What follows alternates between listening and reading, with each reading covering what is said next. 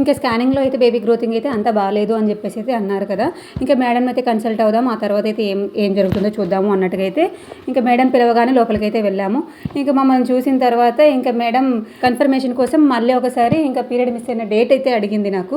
ఇంకా అప్పుడు నేను చెప్పేసరికంటే పక్కన ఉండే ఆమె అంతకుముందు రాసుకున్నప్పుడు ఏం డేట్ రాసావు అని చెప్పేసి అయితే ఆమె అయితే చాలా తిట్టేసింది. ఏంటి అని మాకు అర్థం కాలేదు. ఏంటంటే నేను చెప్పిన డేట్ కంటే 1 మంత్ ముందు ఆమె ముందు రాసి స్కానింగ్కి 1 మంత్ స్కాన్ 1.5 మంత్ స్కాన్ కాకుండా 3 మంత్ స్కాన్కి అయితే పంపించింది.